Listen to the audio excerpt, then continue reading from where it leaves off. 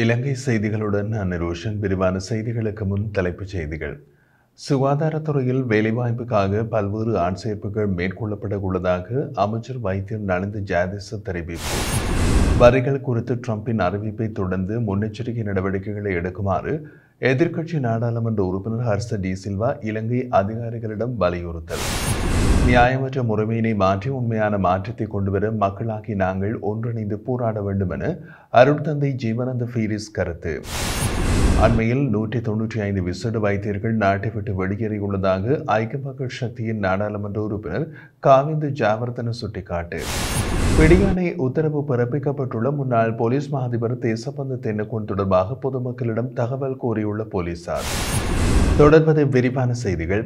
சுகாதாரத்துறையில் வேலைவாய்ப்புக்காக பல்வேறு ஆட்சேர்ப்புகளை மேற்கொள்ளப்பட உள்ளதாக சுகாதார மற்றும் வெகுஜன ஊடக அமைச்சர் வைத்தியர் நலிந்த ஜாயதிச தெரிவித்துள்ளார். இன்று நாடாளுமன்றத்தில் உரையாற்றிய அவர் இந்த மாதத்தின் நடுப்பகுதிக்குள் 976 குடும்ப சுகாதார சேவை அதிகாரிகளுக்கான நியமனங்கள் வழங்கப்படும் என்று அறிவித்தார். மேலும் மார்ச் மாத நடுப்பகுதிக்குள் 238 பொது சுகாதார ஆய்வாளர்கள், 65 மருந்தாளர்கள், 43 தொழில் சிகிச்சையாளர்கள் மற்றும் 41 கதிரியக்க வல்லுநர்கள் நியமிக்கப்பட உள்ளனர். ஏப்ரல் மாதத்தில் 3147 செவிலியர் அதிகாரிகள் நியமிக்கப்படுவார்கள் என்றும் மே மாதத்திற்குள் 1000 உதவியாளர்களை நியமிப்பதற்கான அனுமதிகள் வழங்கப்பட்டுள்ளதாகவும் அமைச்சர் தெரிவித்தார்.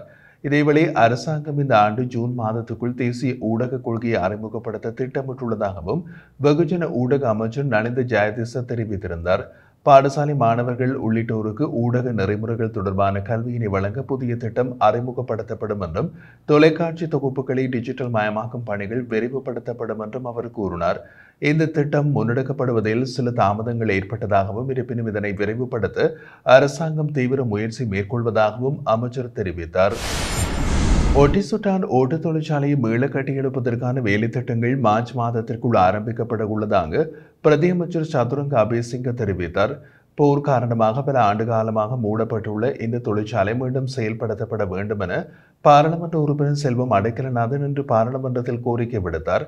இது தொடர்பாக பதிலளித்த பிரதியமைச்சர் சதுரங்க அபேசிங்க ஓட்டு தொழிற்சாலை உட்பட அரசாங்க கைத்தொழில் அமைச்சின் கீழ் உள்ள பல தொழிற்சாலைகள் வீழ்ச்சியடைந்துள்ளன. இந்த தொழிற்சாலை யுத்தத்தின் காரணமாக 1990ஆம் ஆண்டில் கைவிடப்பட்டது. இதை மீண்டும் தொடங்குவதற்கான முயற்சிகள் 2015ஆம் ஆண்டில் மேற்கொள்ளப்பட்டன. ஆனால் அவை நடைமுறைப்படுத்தப்படவில்லை. நாம் 2024ஆம் ஆண்டு இந்த தொழிற்சாலை மீள செயற்படுவதற்காக திரைசேரியினால் 15 மில்லியன் ரூபாய் ஒதுக்கீடு பெற்றுள்ளோம். மார்ச் மாதத்திற்குள் வேலை திட்டங்களை ஆரம்பிக்க உள்ளோம். இதற்கு தேவையான மூலதனத்தை பெற்றுக்கொள்வதற்கான நடவடிக்கைகளும் முன்னெடுக்கப்பட்டுள்ளன. தொழிற்சாலைகளை மீண்டும் வெற்றிகரமாக இயங்க வேண்டும் என்பதில் அமைச்சு முழுமையாக ஆயத்தமாக உள்ளது என்றும் அவர் தெரிவித்துள்ளார். அண்டை நாடான இந்தியா உட்பட பல நாடுகள் மீதான பரஸ்பர வரிகள் குறித்து அமெரிக்க அதிபர் டொனால்ட் ட்ரம்பின் அறிவிப்பை தொடர்ந்து முன்னெச்சரிக்கை நடவடிக்கைகளை எடுக்குமாறு எதிர்க்கட்சி நாடாளுமன்ற உறுப்பினர் ஹர்ஷ டி சில்வா இலங்கை அதிகாரிகளை வலியுறுத்தியுள்ளார். நாடாளுமன்ற உறுப்பினர் ஹர்ஷ டி சில்வா இந்தியாவுடனான டொனால்ட் ட்ரம்பின் பரஸ்பர வரிகள் இலங்கைக்கு ஒரு எச்சரிக்கை மணியாக இருக்க வேண்டும் என்று கூறினார். வர்த்தக சுவர்கள் அமெரிக்காவுக்கான நமது அணுகலை தடுக்க முன் அவசர முன்னெச்சரிக்கை நடவடிக்கைகளை எடுக்க வேண்டும். ஜனாதிபதி டொனால்ட் ட்ரம்ப் ஏப்ரல் 2 முதல் இந்தியா மீது பரஸ்பர வரிகளை அறிவித்துள்ளார். இது இந்த கடுமையான வரிகளோடு மோதக்கூடிய சுதந்திர வர்த்தக ஒப்பந்த பேச்சுவார்த்தையில் கடினமான பாதையை முன்னெடுத்து செல்வதை குறிக்கின்றது. இருப்பினும் பிப்ரவரி 13 பிரதமர் நரேந்திர மோடிக்கும் ஜனாதிபதி ட்ரம்புக்கும் இடையே எட்டப்பட்ட புரிதல் வர்த்தக பிரச்சினைகளை தீர்க்கவும் FTAயின் முதல் தவணையில் கையெழுத்திடுவதற்கான செப்டம்பர் காலக்கெடுவை வைத்திருக்கவும் உதவும் என்று புதுடில்லி நம்பிக்கையுடன் இருப்பதாக இந்திய ஊடகங்கள் செய்தி வெளியிட்டுள்ளன.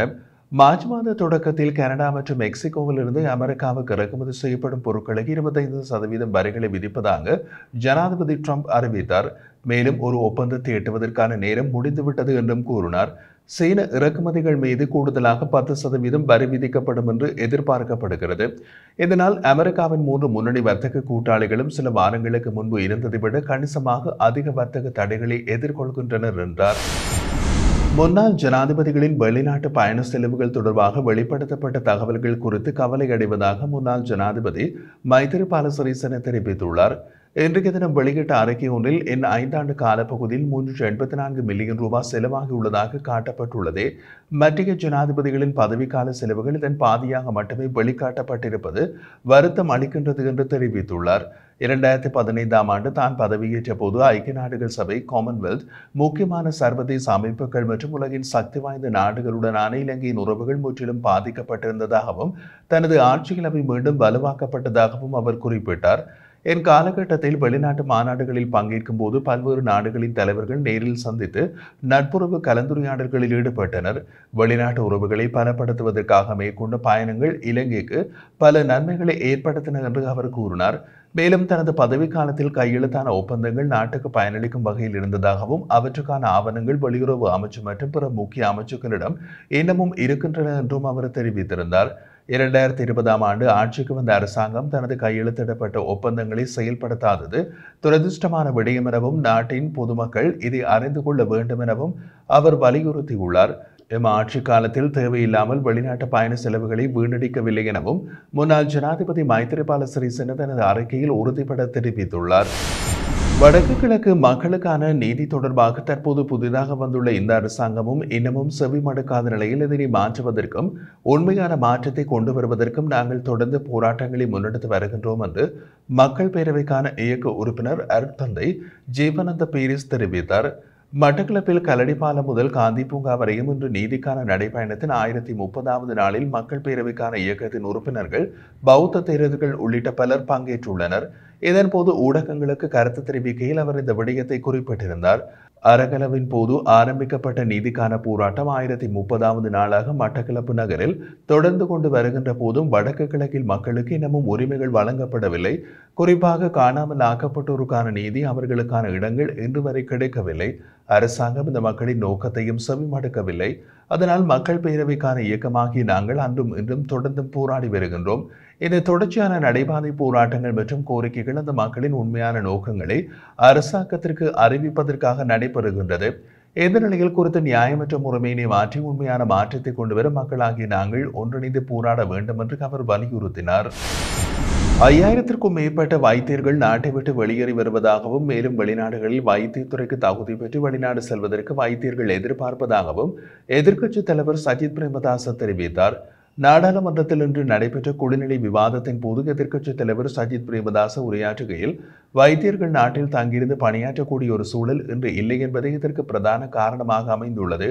இந்த நிலையில் வைத்தியர்களுக்கு நியமனம் வழங்குவதைப் போல அவர்களின் நாட்டிலேயே பணியாற்றக்கூடிய ஒரு சூழலையும் ஏற்படுத்தி கொடுங்கள் என்று கேட்டுக்கொண்டார். இதேவேளை அண்மையில் 195 விசேட வைத்தியர்கள் நாட்டை விட்டு வெளியேறியுள்ளதாக ஐக்கிய மக்கள் சக்தியின் நாடாளுமன்ற உறுப்பினர் காவிந்து ஜாவர்தன இன்று நாடாளுமன்றத்தில் சுகாதார அமைச்சின் வரவு செலவு திட்ட விவாதத்தின் போது தெரிவித்தார். மேலும் அவர் கருத்து தெரிவிக்கையில், சுகாதார சேவையை டிஜிட்டல் மயமாக்குவதற்காக வரவு செலவு திட்டத்தில் நிதி ஒதுக்கப்படுவது ஒரு நல்ல தீர்மானம். ஆரோக்கியமான சமுதாயத்தை உருவாக்க வேண்டுமெனில் புதிய தொழில்நுட்பங்களை பயன்படுத்தி முன்னேற வேண்டும். அத்துடன் இது நோயாளிகளுக்கு சிகிச்சை அளிப்பதில் முக்கியமானது. ஆரம்ப சுகாதார சேவைக்கும் தொற்று நோய் பரவலை எதிர்கொள்ளவும் வரவு செலவு திட்டத்தில் நிதி ஒதுக்கப்பட்டதையும் பாராட்டுகின்றோம். நல்ல முயற்சிகளை பாராட்ட வேண்டும். நாம் சுவசரிய சேவையை தொடங்கிய போது பல தடைகள் இருந்தன. ஆனால் இன்று அந்த சேவையூடாக பல லட்சம் உயிர்களை காப்பாற்றியுள்ளோம் என்று தெரிவித்திருந்தார். இந்த ஆண்டு இதுவரை இடம்பெற்ற குற்ற செயல்களில் பயன்படுத்தப்பட்ட 1356 துப்பாக்கிகள் மற்றும் கைத்துப்பாக்கிகள் போலீசாரால் கைப்பற்றப்பட்டுள்ளதாக போலீஸ் ஊடக பேச்சாளர் சிரேஷ்ட போலீஸ் அத்தியட்சகர் புத்திக மனதுங்க தெரிவித்துள்ளார். இன்று நடைபெற்றிருந்த ஊடக சந்திப்பில் பேசிய அவர், 2025ஆம் ஆண்டில் இதுவரை 19 துப்பாக்கி சூட்டு சம்பவங்கள் பதிவாகியுள்ளன என்றும் இவற்றில் 12 சம்பவங்கள் ஒழுங்கமைக்கப்பட்ட குற்றக்குழுக்களுடன் தொடர்புடையவை என்றும் உறுதிப்படுத்தப்பட்டுள்ளதாக தெரிவித்தார். மீதமுள்ள 7 சம்பவங்கள் தனிப்பட்ட தகராறுகளின் விளைவாக நடைபெற்றவை என்றும் குறிப்பிட்ட அவர், இந்த சம்பவங்களோடு தொடர்புடையதாக 68 சந்தேக நபர்கள் இதுவரை கைது செய்யப்பட்டுள்ளனர். மேலும் இந்த தொடர்ச்சியான துப்பாக்கி சூடுகள் தொடர்பாக போலீசார் மேலதிக விசாரணைகளை மேற்கொண்டு வருவதாகவும் புத்திக மனதுங்க தெரிவித்தார்.